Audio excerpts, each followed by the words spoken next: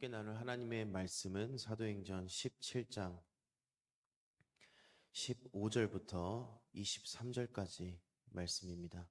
제가 가진 성경으로는 신약 성경 212쪽입니다.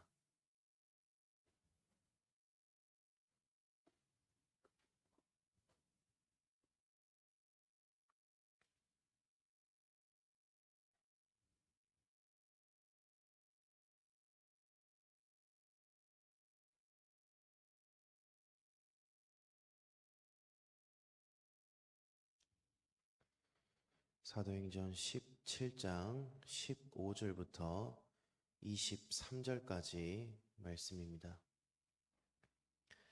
한 절씩 교독하도록 하겠습니다. 바울을 인도하는 사람들이 그를 데리고 아덴까지 이르러 그에게서 실라와 디모데를 자기에게로 속히 오게 하라는 명령을 받고 떠나니라.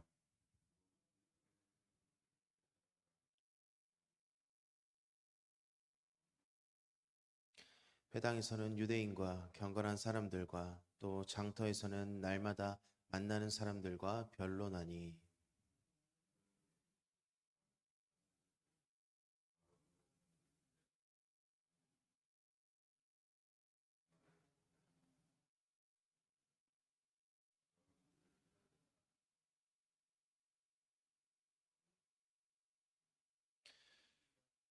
그를 붙들어 아레오바고로 가며 말하기를 내가 말하는 이 새로운 가르침이 무엇인지 우리가 알 수 있겠느냐.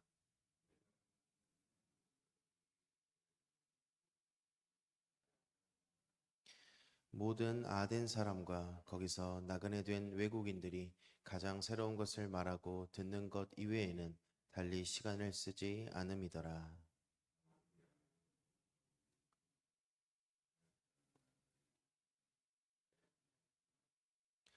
함께 읽겠습니다. 내가 두루다니며 너희가 위하는 것들을 보다가 알지 못하는 신들에게라고 새긴 단도 보았으니 그런즉 너희가 알지 못하고 위하는 그것을 내가 너희에게 알게 하리라. 아멘. 우리가 지난 시간 사도행전 17장 전반부의 내용을 보면서 이 바울이 계속해서 2차 전도여행, 이 유럽 지역의 그 전도여행의 여정을 살펴보고 있습니다. 이 지난 시간 바울이 이 복음을 전하기 위해서 갔던 곳들은 어디였습니까? 이 그리스의 남부 지역들, 데살로니가와 이 베레아에 머물면서 복음을 증거했습니다. 그것 가운데서도 여전히 이 유대인들의 그 핍박과 또 모함이 있었지만 바울은 담대하게 복음을 증거했고 이 경건한 이방인들 그리고 헬라인들을 중심으로 그것 가운데 데살로니가 교회와 또 베레아 또 교회가 세워지게 됩니다. 이 베레아 사람들은 또 어떠한 사람들이었습니까? 이 하나님의 그 말씀이 그러한가 날마다 궁금해하고 한 번이라도 더 들여다보고 말씀을 상고하는 자들이었습니다. 우리가 지난 시간 이 말씀을 통해서 무엇을 나누었습니까? 이 그리스도인들의 기준점은 무엇인가? 이 세상 사람들의 기준은 무엇이었습니까? 돈, 명예, 권력, 또 뭐 어떠한 세상의 선한 행동들, 자신들의 유익이 그들의 기준점이 되었습니다. 그들의 기준점으로 그리스도인들을 보았을 때 우리는 미련한 자였고 이상한 사람들이었습니다.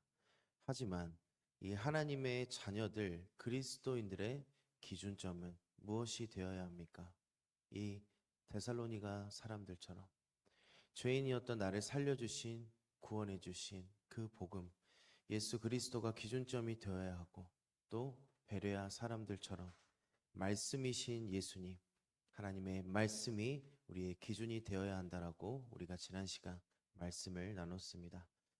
오늘 말씀은 드디어 바울이 이 아덴 지금으로 말하면 아테네입니다. 이 아테네 지역으로 오게 됩니다. 오늘 말씀은 이 바울이 아테네에서 와서 한 설교, 이 아레오바고의 설교라고도 부르는데 바울이 복음을 증거하면서 지금까지 수많은 설교를 해왔습니다. 그런데 이 아테네에서 한 이 아레오바고 설교가 가장 핵심적이고 가장 논리적이고 또 짜임새 있는 설교로 불려지기도 합니다. 이 지난 시간에 바울의 전도 일행들이 데살로니가를 거쳐서 베레아에서 복음을 증거했습니다. 그런데 이 13절부터 보게 되면은 그때 이 데살로니가에서부터 괴롭혔던 그 유대인들이 베레아까지 이 바울을 쫓아오게 됩니다. 그래서 바울을 지키기 위해서 형제들이 바울을 먼저 이 아테네, 아덴 지역으로 보내게 됩니다. 이 실라와 디모데를 두고 먼저 바울이 피해서 왔기 때문에 바울이 그들을 기다리는 상황이었는데 그 도중에 바울의 마음을 격분하게 하는 일이 일어나게 됩니다. 오늘 본문 16절을 한번 보겠습니다. 바울이 아덴에서 그들을 기다리다가 그 성에 우상이 가득한 것을 보고 마음에 격분하여. 우리가 아테네, 이 그리스 아테네 하면 무엇이 떠오릅니까? 이 아테네는 고대 세계의 모든 그 문화의 중심지입니다. 그리고 철학도 발달하게 됐고 또 저도 어렸을 때 만화로 읽었던 기억이 나는데 이 그리스 로마 신화 12명의 그 신을 토대로 한 그 신화가 나올 만큼 이 아테네라는 곳은 문화적으로 굉장히 중심이 되었던 곳입니다. 또 한편으로 말한다면 우상의 신들, 다양한 신들을 숭배했던 것입니다. 그러면 바울이 도대체 왜 이렇게 격분했을까? 사실 바울이 지금 돌아다니면서 수많은 도시들을 돌아다니고 복음을 증거하면서 그 도시들에도 우상들은 분명히 있었을 것입니다. 그런데 바울이 유독 이렇게 격분했던 그 이유가 그 당시 아테네 인구가 10,000명 정도 되었습니다. 그런데 그 아테네에 있던 우상들의 숫자가 3만이 넘었다고 합니다. 그러니 바울이 보았을 때 너무나도 어이가 없고 화가 날 수밖에 없었던 것입니다. 우리가 예수님만이 우리의 유일한 구원자이시고 오직 구원받는 길은 예수 그리스도 한 분뿐임을 우리는 잘 알고 있습니다. 그래도 우리 교회는 이 전도의 사명을 잘 감당하려고 노력하지만 우리의 삶 속을 돌아보고 또 그리스도인들의 삶 속에서 돌아보면은 전도가 사실 쉽게 되지 못합니다. 우리는 이 진리를 알고 있는데 왜 우리가 전하지 못할까요? 우리는 고민하고 생각해 보아야 합니다. 매일매일 성령의 충만함을 구하고 매일의 삶 가운데 하나님의 은혜를 경험하고 우리가 묵상하면 우리의 주변의 수많은 사람들은 온통 복음을 전할 수 있는 전도의 대상자들입니다. 예수님을 모르는 그들의 삶을 보게 되면 극렬한 마음이 들게 됩니다. 내 안에 계신 성령님께서 그 복음을 전하지 않고는 견딜 수 없게 하십니다. 오늘 바울이 격분한 이유입니다. 수많은 우상들을 보면서 예수님을 몰라서 구원받지 못한 그들의 삶을 보니 너무나도 안타깝고 또 그들을 미혹하는 수많은 이 우상들을 보면서 그들도 예수님을 만나야 하는데 구원의 길이 있는데 다른 길로 빠져나가는 그들을 보니 바울의 마음속에 화가 나서 견디지 못했던 것입니다. 왜입니까? 성령의 충만함으로 복음의 열정으로 가득 차 있었기 때문입니다. 그렇게 격분한 이 바울이 어디서든지 예수 그리스도의 그 복음을 전하기 시작합니다. 17절을 보겠습니다. 회당에서는 유대인과 경건한 사람들과 또 장터에서는 날마다 만나는 사람들과 변론하니. 처음에는 이 회당 중심으로 또 이 유대인들에게 또 경건한 사람들에게 변론을 합니다. 또 장터에서는 만나는 모든 사람들과 변론합니다. 이것은 어떠한 의미입니까? 바울이 가는 곳마다 만나는 사람마다 계속해서 복음을 증거하고 있다는 것입니다. 어떤 마음으로요? 격분한 마음으로, 안타까운 마음으로, 긍휼한 마음으로 복음을 증거하고 있다는 것입니다. 본문 18절을 한번 보겠습니다. 어떤 에피쿠로스와 스토아 철학자들도 바울과 쟁론할세 어떤 사람은 이르되 이 말쟁이가 무슨 말을 하고자 하느냐 하고 어떤 사람은 이르되 이방 신들을 전하는 사람인가 보다 하니 이는 바울이 예수와 부활을 전하기 때문이로라. 28절의 말씀을 보면 바울이 전하는 그 복음의 핵심의 내용을 우리가 알 수가 있습니다. 바울은 무엇을 증거했습니까? 예수 그리스도와 부활을 증거했다는 것입니다. 우리가 생각하는 그 복음, 이 복음의 핵심이 무엇입니까? 예수님께서는 누구시며 그 예수님께서 무엇을 하셨는가입니다. 예수님은 하나님의 아들, 완전한 신이시면서 동시에 완전한 인간이십니다. 그 하나님이신 예수님께서 우리를 위해서 이 인간의 몸을 입고 성육신을 하셨습니다. 그 예수님께서는 무엇을 하셨습니까? 우리의 죄의 문제를 해결해 주시기 위해서 대속의 죽음을 십자가에서 죽으셨고 하나님께서 3일 만에 다시 살리셔서 사망 권세를 이기시고 승리하셨습니다. 그 예수님께서는 지금 하나님 보좌 우편에 앉아 계시며 우리에게 성령님을 선물로 주시고 또 우리를 위해서 심판주로 다시 이 땅에 재림하여 오십니다. 이것이 복음의 핵심입니다. 바울은 그 복음을 지금 증거하고 있는 것입니다. 19절을 한번 보겠습니다.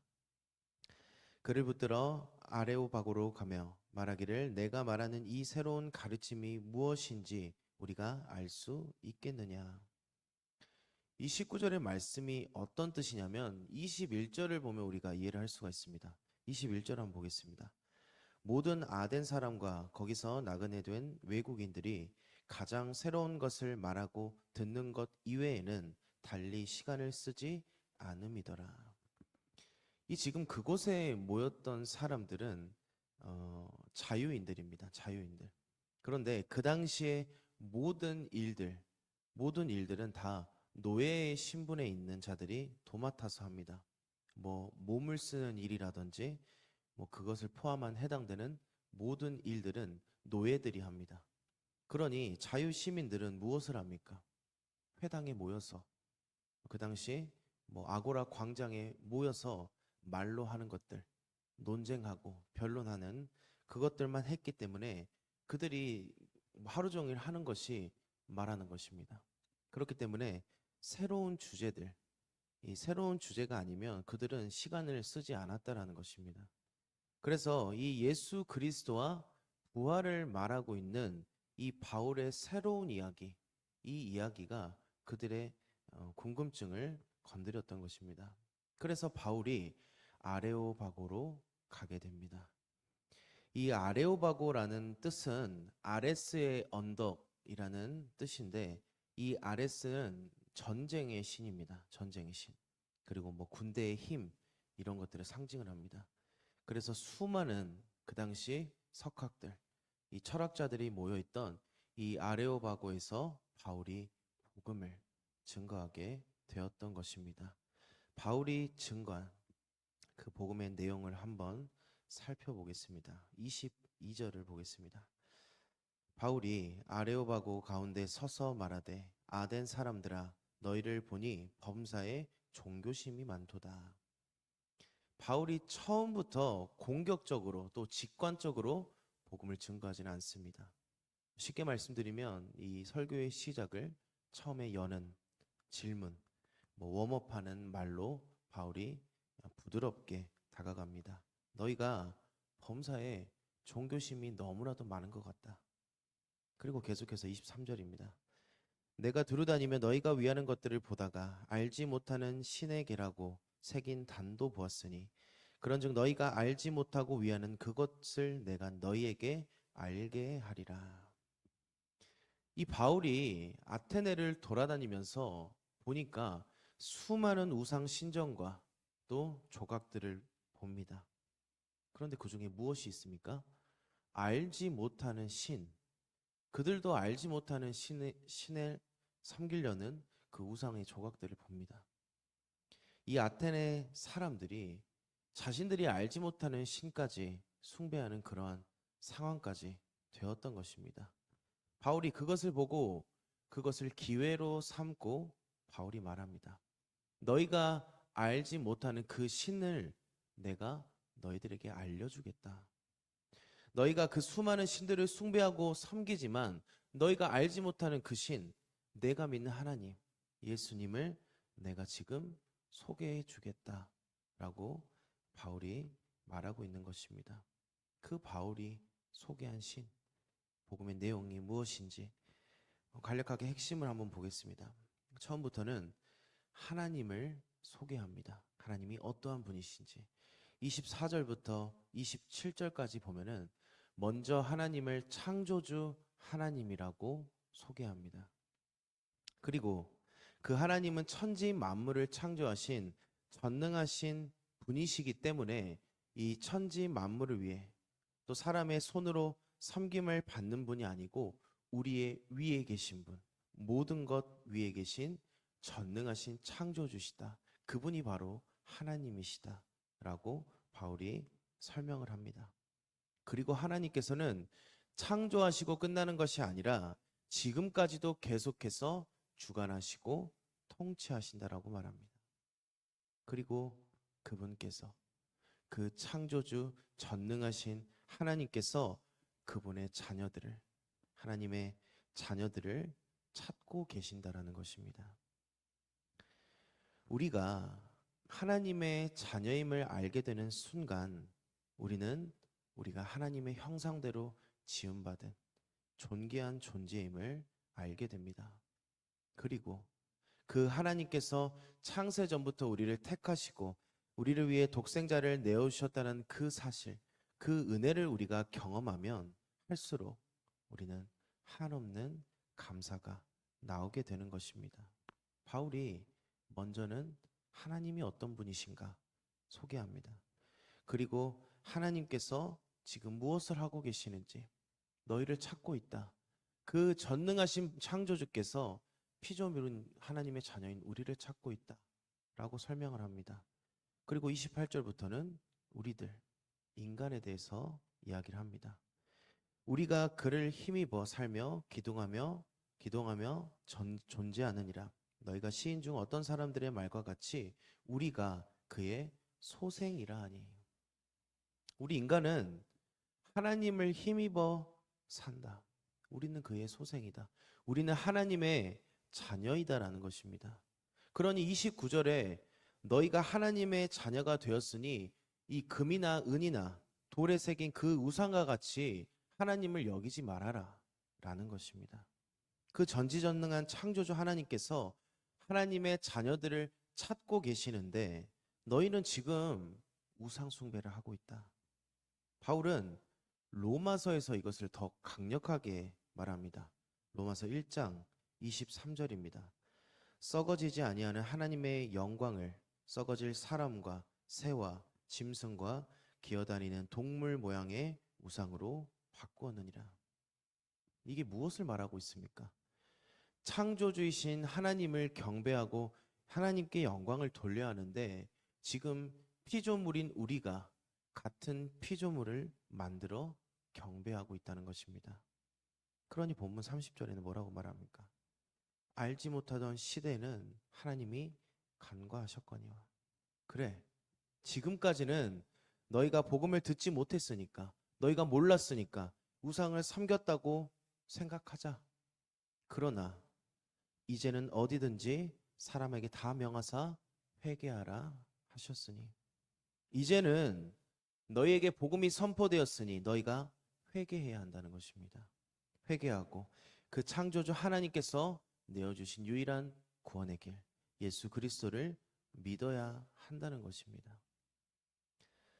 복음이 선포되는 그 자리에는 항상 두 부류가 나누어지게 됩니다.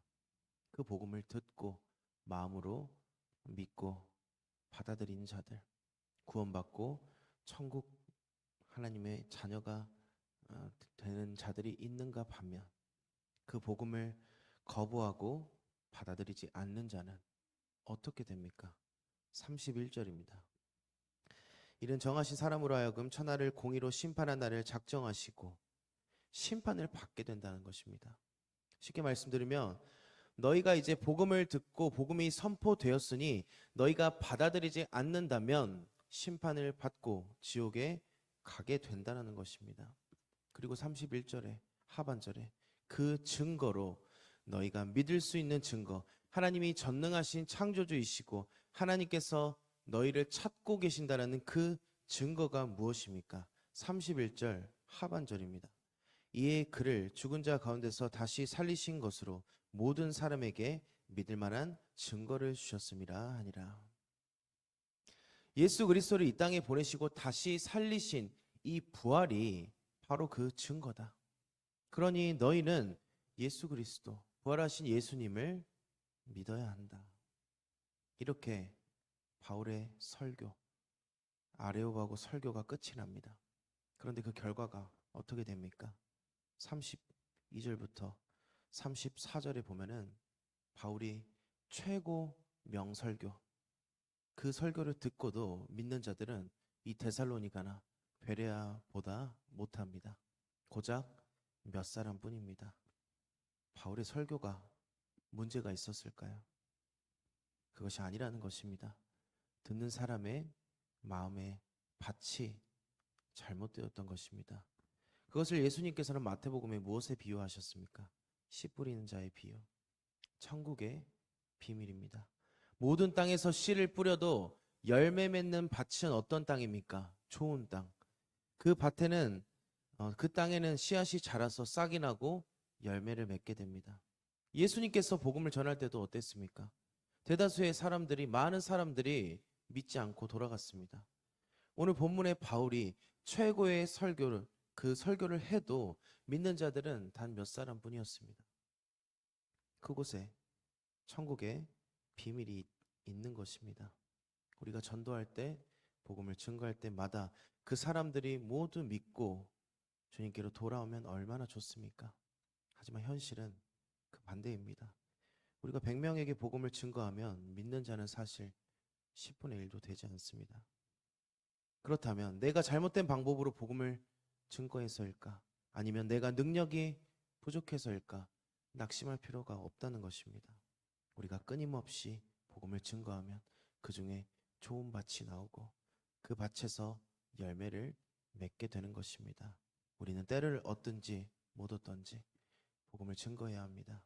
수많은 사람들이 조롱하고 그냥 지나친다 할지라도 그 중에서 100명 중 1명이 믿는 자를 통해서 하나님께서는 30배, 60배, 100배의 열매를 맺게 하실 것입니다. 오늘 나눈 말씀과 같이 우리가 성령의 충만함으로 믿지 않은 자들을 보고 우리가 긍휼한 마음을 가지고 그들이 잘못된 길로 가는 것을 보고 때로는 격분할 수 있는 그 거룩한 마음이 우리의 삶 가운데 있기를 소망합니다. 그리고 그러한 마음으로 예수 그리스도의 증인된 삶을 살아가는 저와 성도님들이 되시기를 소망합니다. 기도하겠습니다. 하나님 아버지, 은혜와 사랑을 너무나도 감사합니다. 전능하신 창조주 하나님께서 우리를 창세전부터 택하여 주시고 우리를 위해 독생자 예수 그리스도를 내어주신 그 은혜 너무나도 감사합니다. 우리가 그 은혜를 입은 자들로서 때를 얻든지 얻지 못하든지 예수 그리스도의 그 복음을 증거하도록 하시고 날마다 하나님께 영광 돌리는 우리가 되도록 주님 우리의 삶을 주관하여 주시옵소서. 다시 오실 예수님 이름으로 기도드리옵나이다.